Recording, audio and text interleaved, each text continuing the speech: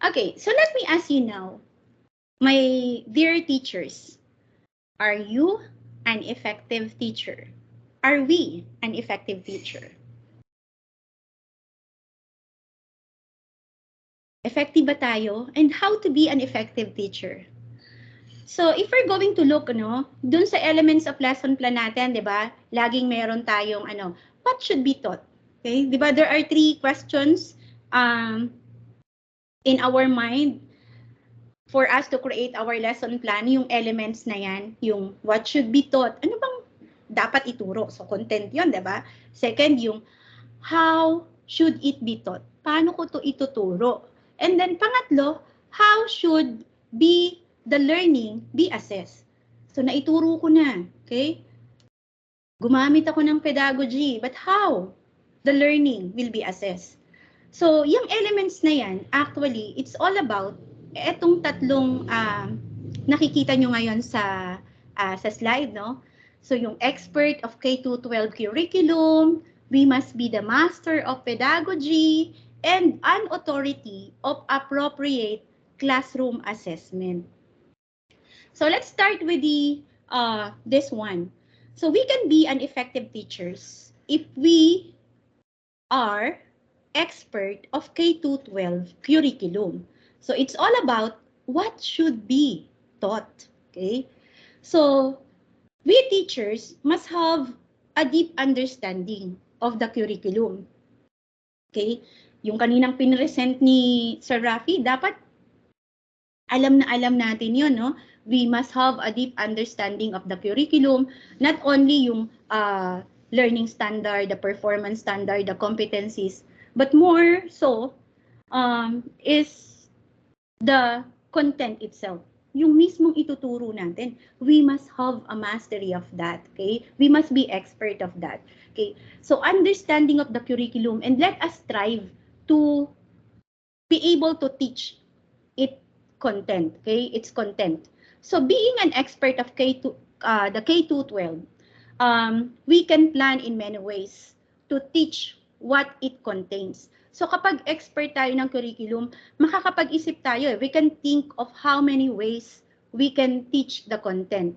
So as teachers, we need to be experts of the curriculum for us to be able to implement it effectively and efficiently with the use, of course, of instructional learning materials and the teaching and learning strategies which are suited to our learners' strengths and needs. Second, we must be the master of pedagogy. How are we going to be the master of pedagogy, and why is it important for us to be an effective teacher, no? So, being a master of pedagogy, we teacher must understand the best way for us to conduct our classroom. It gives us insights into how our students learn differently. Kasi kaya nga may diversity of learners, di ba? So it's important for us to know our learners, their strengths, and their needs. So if we have a clear idea on how the topic should be taught, we can prepare strategies that help our learners learn and build their learners' understanding. And of course, yung strategies na gagamitin natin, that those strategies really respond to their needs. And another thing, being the master of pedagogy, it gives us teachers an insight into the best practices for our classroom setting, right? So it allows us it allows us to understand how different students learn. So we can tailor our lesson to suit these needs. So this will actually improve the quality of our teaching. Okay? And the last one, an authority of appropriate classroom assessment. Okay? Being effective teachers, we need to have a good classroom assessment plan. Okay? So, naituro na natin ng maayos. But how are we going to assess then? So, kasama yun sa plano natin. Okay? We need to have a good classroom assessment plan that provides us with information about what the students know and what they can do. So, yung effective assessment for students can improve their confidence and even their self-esteem. Tayo ngang mga teachers, di ba, kapag may na-accomplish tayo, parang, wow, I did it. Same true with our students. Kapag nagbigay tayo ng assessment at nagawa ng maayos ng bata yun successfully, it boosts their confidence. It boosts their self-esteem. And that's how we teachers work in giving the assessment to our students. I don't know, no? Pero kasi ako, before, may na-experience akong teacher, no? Alam naman natin, lahat tayo nanggaling sa pagiging estudyante. There, of course, were times na naka-experience din ako ng teacher na sobrang hirap, okay, nung assessment. And most of the time pa, wala dun sa naituro ni teacher yung assessment. So, parang, hirap naman ito. I was not able to, alam mo, pag ikaw ay masyadong competitive, no? You want to give your best. Nagpe-prepare ka, and then all of the sudden, everything that you have prepared on, wala dun sa binigay ni teacher. So, madi-disappoint ang estudyante, diba? So, I do hope, no, hindi tayo ganon, no? Being an effective teachers, we need to have a good classroom assessment plan, okay? Ito dapat naka-integrate eh. Yung assessment natin, hindi lang yung basta maisip natin. It must be integrated. It must be aligned with the lesson objectives. Based dun sa lesson plan natin, what we need to teach and how we are going to teach it, kailangan yung assessment natin naka-align, integrated siya doon sa objectives. This means that we need to rely on the multiple ways of assessing the learning inside the classroom. Okay? So, if we have this, yung tatlong characteristics na yan, okay, of being an effective teacher. We can be a master of pedagogy, an expert of K-12 curriculum, an authority of appropriate classroom assessment. Then, my dear teachers, we can be proficient in preparing the blueprint of a dynamic lesson. Kayang-kaya natin. Pero syempre, let me remind you, no? Sabihin nating madali, it's not actually easy. Everything is not easy. We need to prepare, to give time. Naghahanda tayo. But as long as we give time to everything that we will be doing, we can do it effectively and efficiently. So then, we can be proficient. Okay? So, paghahandaan natin. Okay? Yang pagpe-prepare ng ating blueprint, ng ating dynamic lesson. And for us to be able to do that, let us prepare ourselves to be the master of pedagogy, an expert of the K-12 curriculum, and an authority of appropriate classroom assessment. Next slide, sir. Okay. So, the DepEd's lesson preparation standard, ano ba yung standard for us to prepare our DLL and our DLP? The lesson preparation standards or the detailed lesson plan is a preparation mode that is appropriate to different learning models or teaching strategies. So the DLP preparation standards and parts depends on any of the following modes or model. So we have the inquiry-based learning model, the explicit teaching model, and the experiential learning model, the 4 A's. So as what has been instructed to me by our dear EPS, Dr. Danny Duyan, we will be focusing on this experiential learning model, yung 4 A's. Yan po yung gagamitin natin, no? So, But then, I would like to discuss yung tatlo na to. Okay, what's the difference of these three? So yung tinatawag nating inquiry-based learning model, it is actually a student-centered teaching method that encourages students to ask questions and investigate the real-world problem. So the type of learning environment in this model, yung inquiry-based learning model, students are actively engaged in learning process and are given the opportunity to explore their natural curiosity.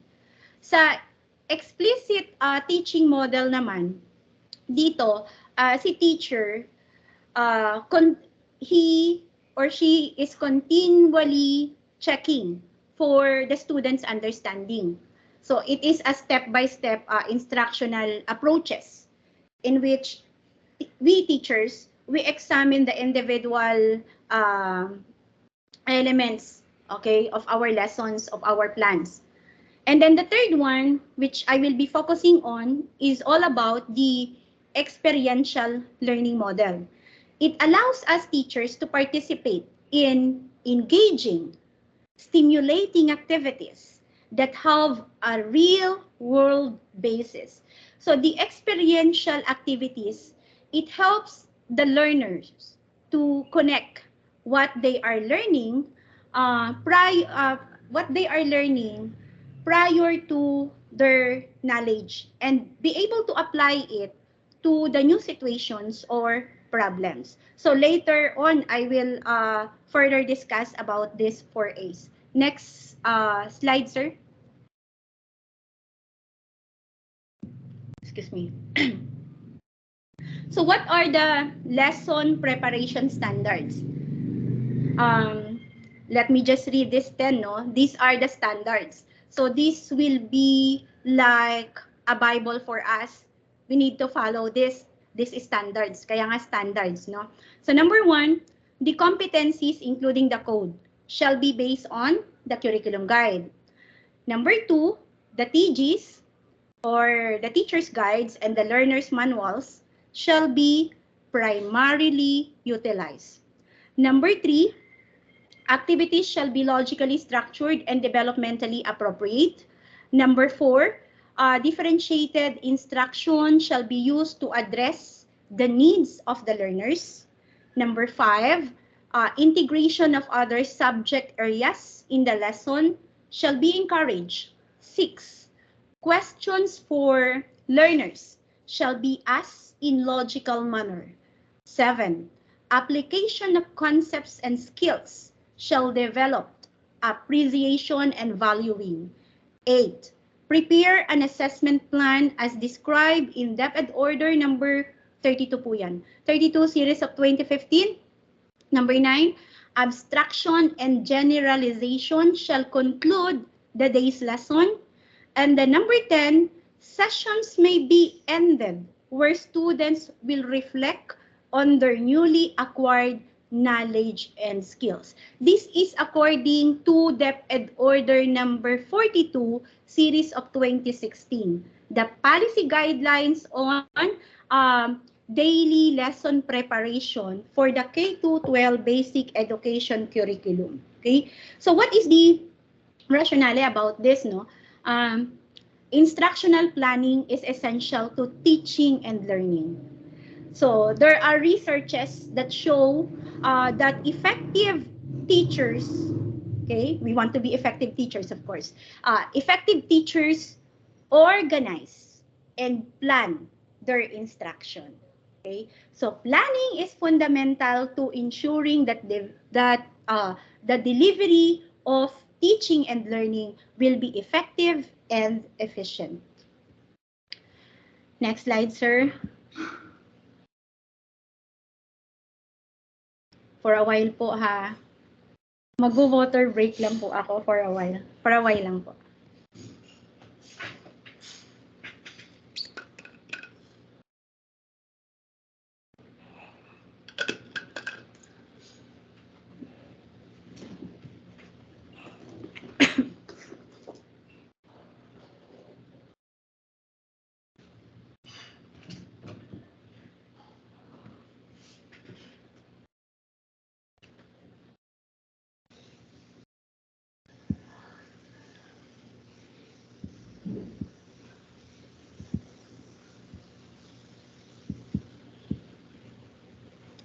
Okay.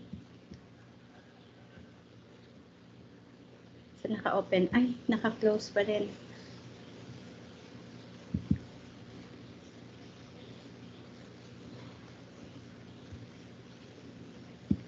Okay. So, let me go back with my discussion. So, now let's proceed to the 4As.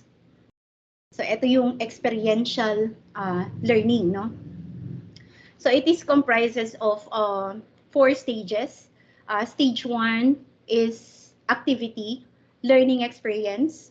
Through a learning activity, learners experience and acquire new knowledge and skills. So, in the activity, learning experience must actually be holistic. Okay? Sabi nga, it must be holistic.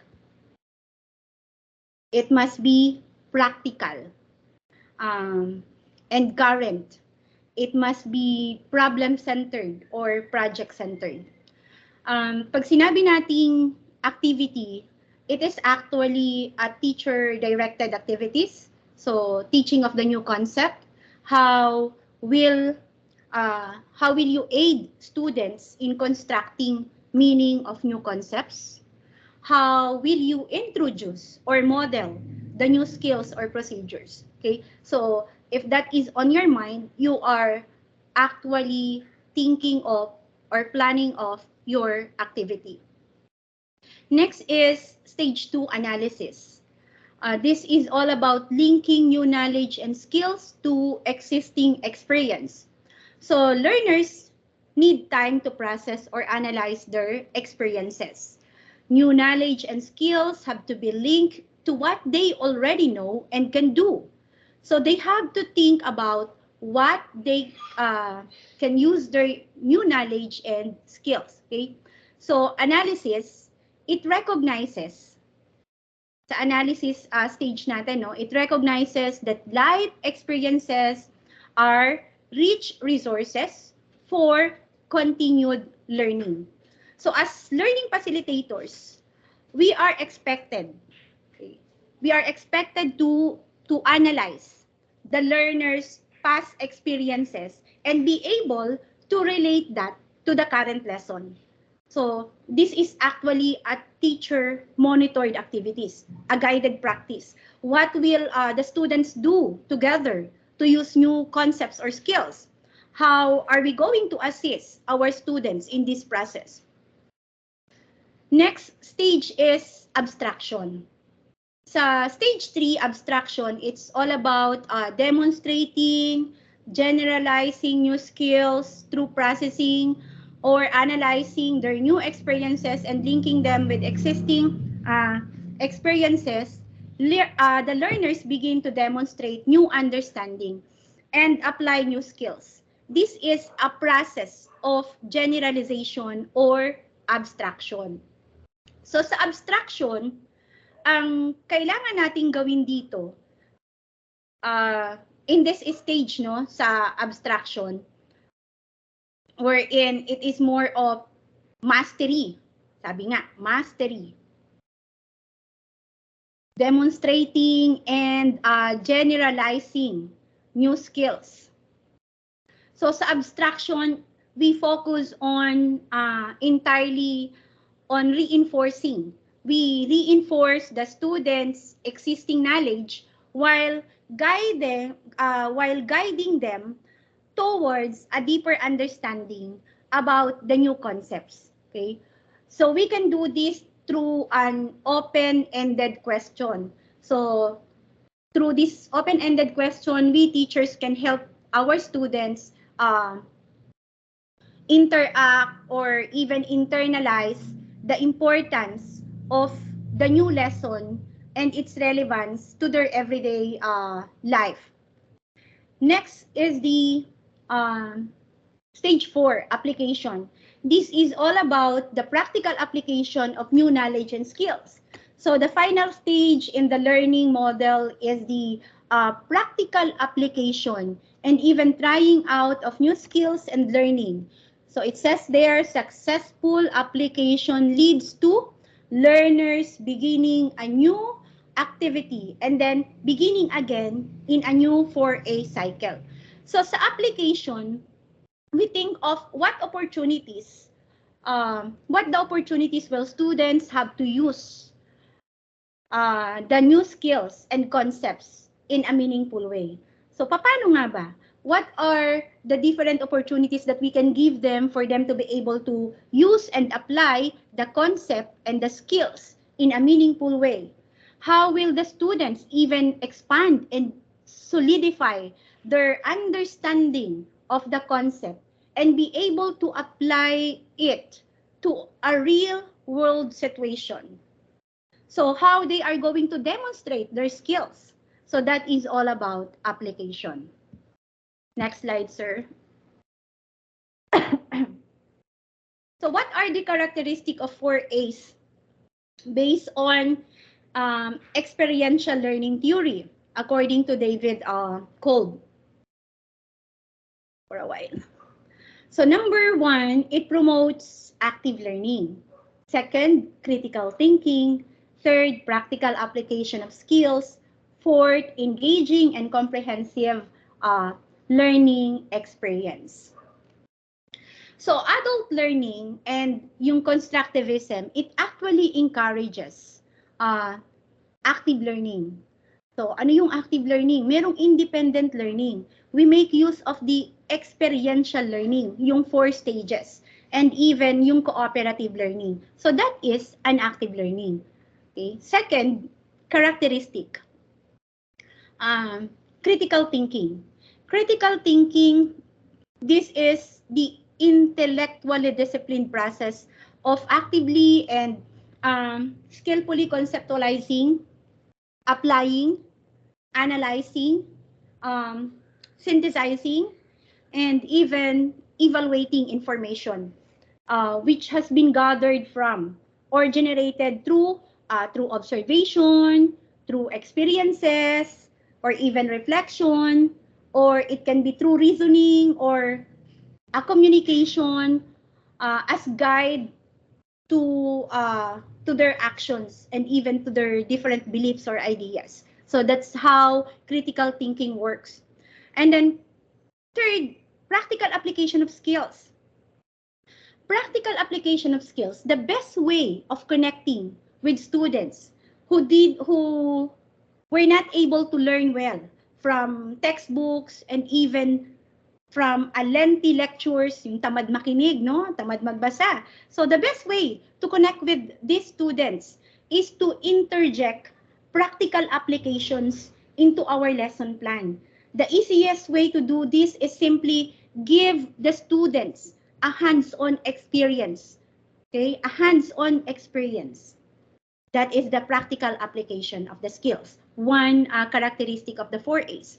Next is engaging and comprehensive learning experience.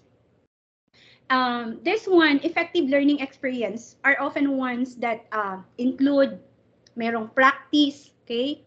Paano ba mai-engage natin yung learners? So, kailangan merong practice. Magkaroon din sila actually ng reflection and even collaboration to drive the retention of the concept or the skills that we taught them or shared during our class discussion. So dito papasok yung tinatawag nating experiential learning. Experiential learning immerses learners in an experience and allow them to apply the knowledge in a real world situations. These are the characteristics of 4As based on experiential learning theory.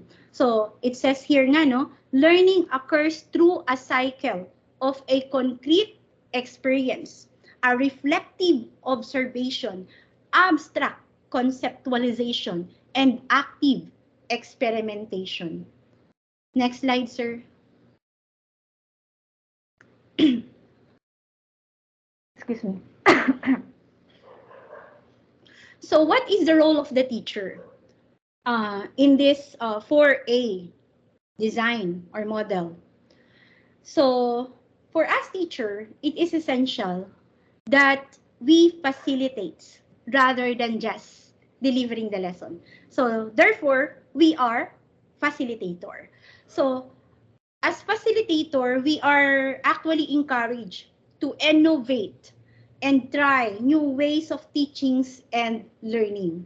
Second, the teacher aims to guide students through each phase or stage, which allows them to take ownership of their learning. We guide our students in order for them to be able to successfully uh, finish all the stages in the 4 A's. And then at the end, they can say, yes, we've done it. They can take ownership of their learning. Okay. Third, mastery of the lesson by the teacher plays a vital role in creating a successful learning environment. Actually, yung integration, it can be achieved. It is achievable when um, learning facilitators, we teachers, tayong mga teachers, we coordinate and collaborate. Do you still remember, di ba, nung merong mga nag-demo na teachers during the webinar, yung online then, during the time of pandemic? Teachers are excellent, really. Talagang sabi ko, wow, ang gagaling ng mga teachers, yung mga nag-demo. And some of them, nagkaroon ako ng chance to chat them. They even say na nagkaroon sila ng collaborative effort among teachers in their department. Okay, nagtulungan sila. Kaya napakaganda ng presentation. Same true with us teachers, no? Yung mga teachers po na nandito, you can ask help from the seasoned teachers. Kasi kami din nung nagsimula, ganun din eh. We need to ask help dun sa mga teachers na pwede nating mahinga ng tulong. And then as learning facilitators, we need to coordinate. We need to collaborate. So we can plan lessons together, exchange our teaching learning materials, di ba? Nagpapalitan tayo ng learning materials, lalo na ako, may mga co-teachers ako mga bata, no? Gagaling, gaganda ng mga visual aid. Sabihin ko na, pahiram nga ako niyan. Kasi pare-pareho naman kami ng lesson. So, we can exchange learning materials. And pag ako may PPT, they can make use of my PPT. So, ganun, di ba? We exchange teaching learning materials. And we can do curriculum mapping. Help each other. Okay? That's how teamwork works for us teachers. So, we can do curriculum mapping and practice team teaching. So, we can practice team teaching in our department to integrate the basic education and the skills training. So, mas mapapadali, no, yung ating trabaho. Parang sa walis tingteng, di ba? You know already that one. No? Pag nag-iisa, di makakawalis yan. Pag pinagsama-sama, for sure, we can do the task effectively and efficiently. Next slide, sir. Okay. So let's proceed now to the dynamic instructional design. This is according to Lever Duffy and McDonald. Hindi po yung McDonald na kinakain natin, no? So, McDonald. So, dynamic instructional design, this is based on designing technology-infused instruction and focuses on creating an effective learning environment for the students. Nabisaya na ako.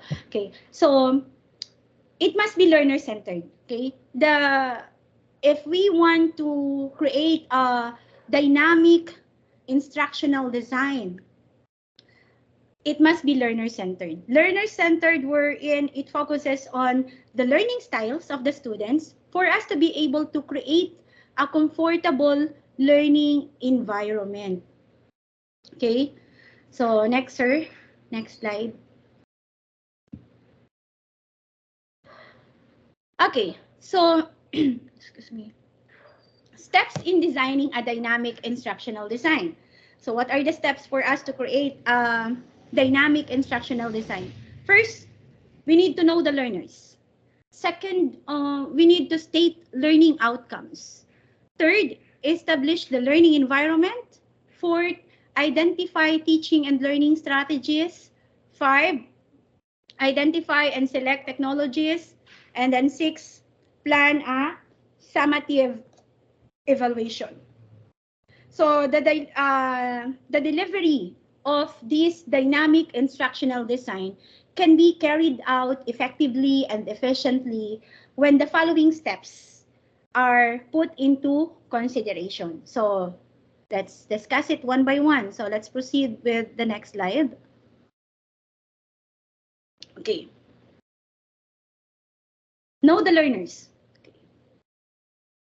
Know the characteristic of your learners to ensure that the instructional materials and teaching strategies that will be utilized in the classrooms are suited to the characteristics and needs of the learners. So what are the characteristics that we need to know about our learners? These are the physical, developmental, and cognitive aspects, the cultural and language backgrounds, prior skills and knowledge, the learning styles and abilities. Know the learners. So these are just some examples, no, on how we can know better our students. Paano nga ba natin mas malalaman at makikilala yung ating mga students? So first, let's ask ourselves, what type of information does the student preferentially perceive? So are they sensing or intuitive learners? If they are sensing learners, they love concrete and practical information. Okay? They love concrete and practical information and who are oriented towards facts and procedures. Kapag naman sila ay intuitive, okay?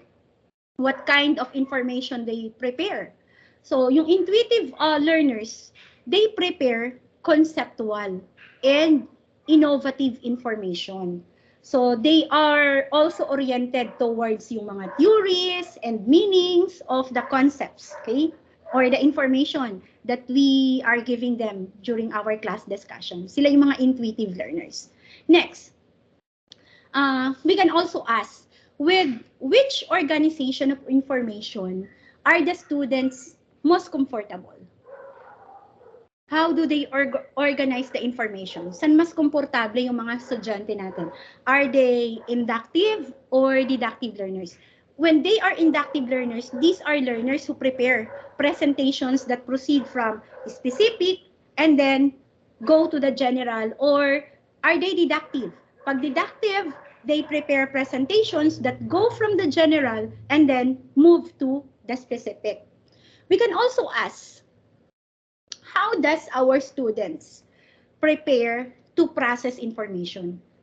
Ano ba yung mas prepare ng mga bata kapag pinaprocess nila yung mga information na pinibigay natin sa kanila, na isi-share natin sa kanila during our teaching and learning process? Are they active learners or are they reflective learners? Ang active learners, they want to learn best by trying things out, and they love working with others. Yung reflective learners naman, these are learners who learns best by thinking things through, and then they love working alone. Okay, so these are reflective learners. So effective teaching is also considering students' attention span and the learning styles when designing a lesson. So gaano ba kahaba yung span ng students natin? Kaya nga, di ba, we need to know the developmental aspect of the students. So sa mga elementary students, ang span ng attention ng bata, napaka-iksi lang, no? Kaya, di ba, we need to give varied activities. Okay? Unlike sa mga high school or college, mas yung kanilang attention span ay mas mahaba, mas focus na tayo, no? So systematically developing objectives, questions, and activities that reflects higher level and lower level cognitive skills as appropriate for the content and the learners, this can be a sign of effective teaching. Next slide, sir.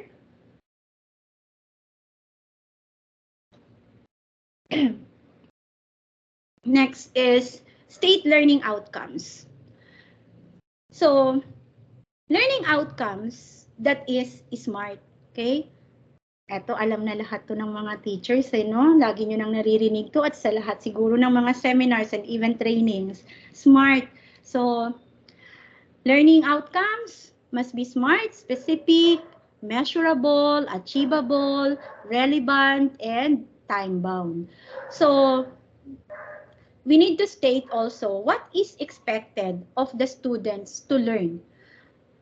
What is expected of students to learn? This is about thinking skills, okay?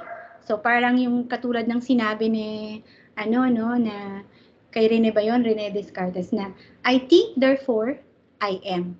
So parang sabi nga it's not about yung thinking skills, it's not about our our intelligence or IQ.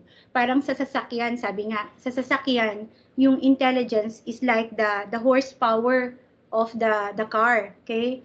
And then, yung thinking, it's all about yung driving skills ng tao.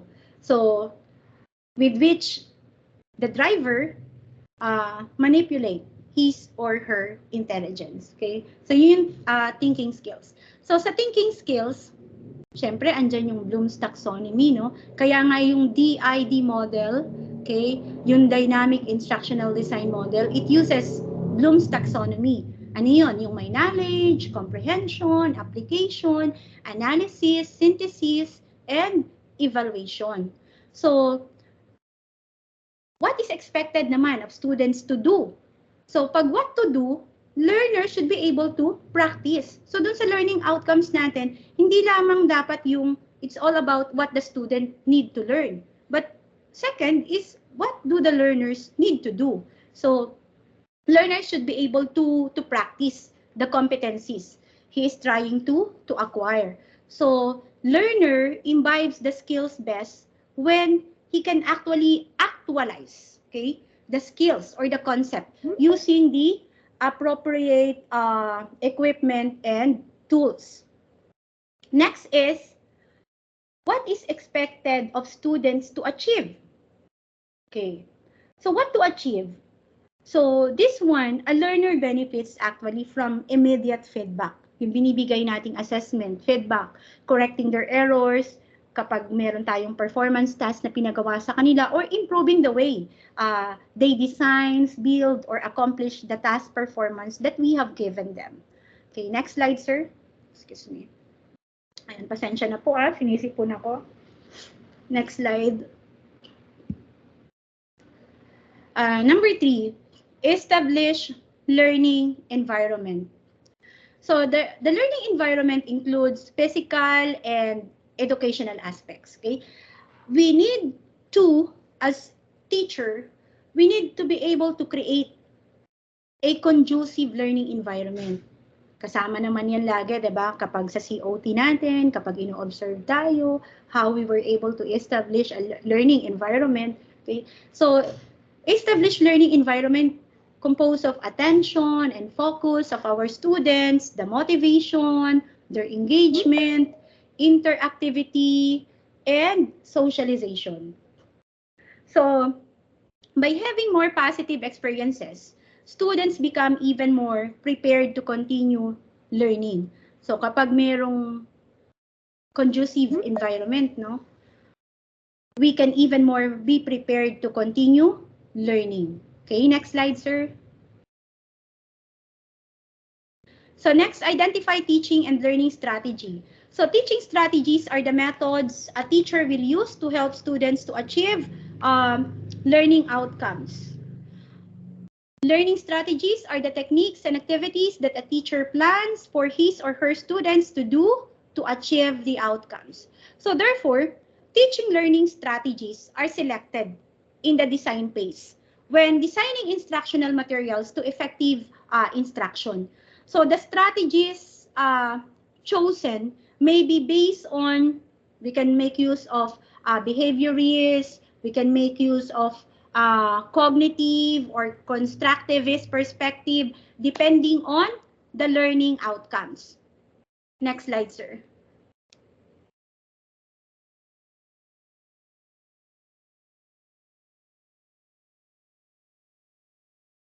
So identifies and select technologies. So instructional technologies are the tools used to support the teaching and learning strategies. planned by the teacher, how and when to use them. Okay? So we need to know our learners, digital, visual, auditory, audiovisual, for us to be able to identify and select technologies that we will be using in our lessons. So we need to select technological tools that are appropriate for our teaching and learning strategies. Okay? So nakapili na tayo, nakapili na kayo kung ano yung teaching and learning strategies na gagamitin. So ano yung gagamitin natin ngayong tools? Okay? Technological tools for these specific teaching and learning strategies. So these technologies, of course, include the following, no? Merong audio, visual, and digital. It depends on the kind of, the characteristic of our students. So sa audio, we can make use of cassette tapes, parang old na yun, no? Radio, okay? Multimedia, the CD. Sa visuals naman, we can make use of video discs, okay, mga CDs, or even make use of the overhead projectors. Sa digital, we can make use of yung mga educational softwares, yung internet sources. So sabi nga, why I have there that kind of design, yung tool, integration, and transformation. So technology is a tool, no? But technology will never replace great teachers, okay?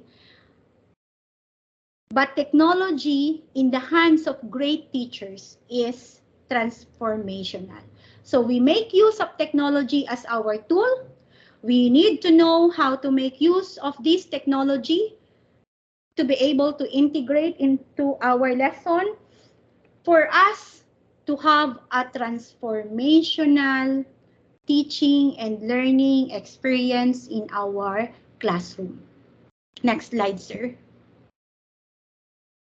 Okay, so number 6, plan an evaluation or assessment. So how will we assess students in reflecting about what they learned today and preparing for tomorrow's lesson? What homework are we going to assign them to help them practice and even prepare or elaborate the concepts that we have taught them, okay? So the results actually of evaluation will help us teachers to know what has gone wrong and what revision and remediation will be made to improve the design for future implementation. Students' performance and achievement and the summative feedback can be used to improve the design. So there are actually 3 main types of evaluation methods. Okay, goal-based, process-based, outcome-based. So when we talk about goal-based, this evaluation measure if objectives had been achieved. So dito papasok actually yung SMART, no? Yung SMART goals. Next, we have the process-based. Yung evaluations na to, it analyzes the strength and the weaknesses of how the students perform the task. And then yung outcome-based, evaluation examine the broader impacts and often investigate what greater good was served as a result of the program or the project that has been created by the students. Evaluations, this is very important, okay? Evaluations are very important.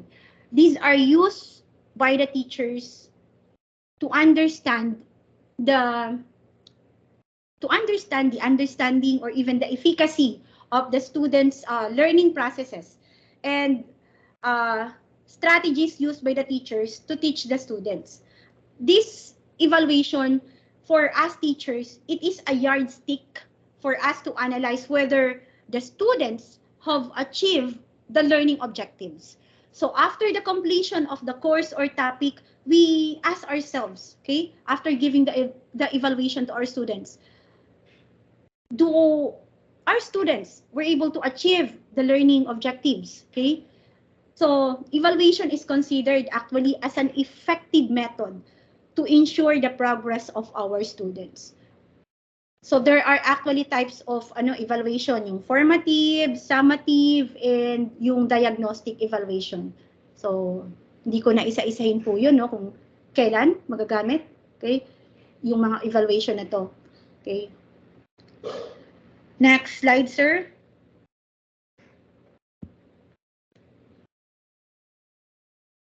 Okay. So learning instructional theories versus learning instructional design models. So pag sinabi nating theories, these are ideas. Okay?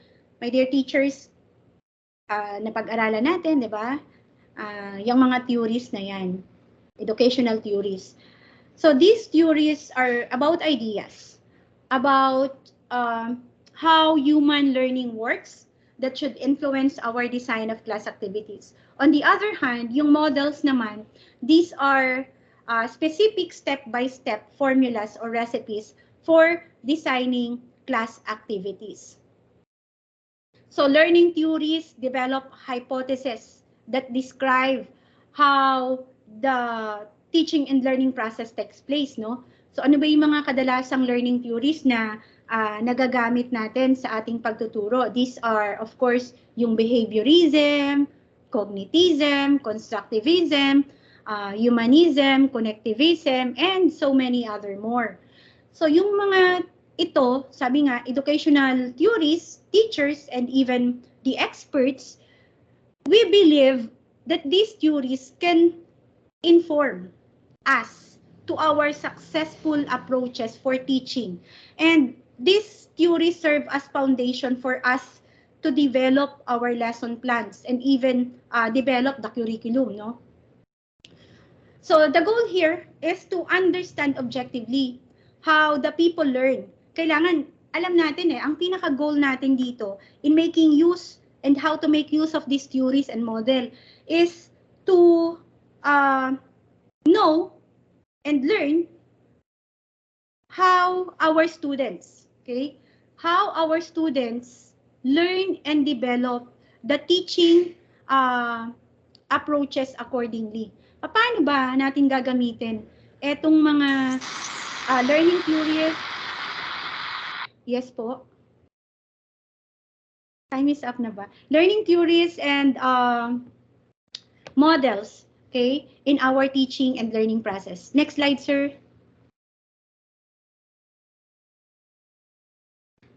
So ito. So what are the instructional theories? We have behaviorism, cognitism, constructivism, social interaction, and even connectivism, no? So we make use of these learning theories depending on how our students retain and recall information and even stay motivated and engage in learning. So these are the foundations. Etong mga instructional theories na to, we make use of these as our foundations for us to be able to design instructional solutions to achieve the desired learning outcomes of our teaching and learning process. So like for example, no, etong behaviorism. This is a classical operation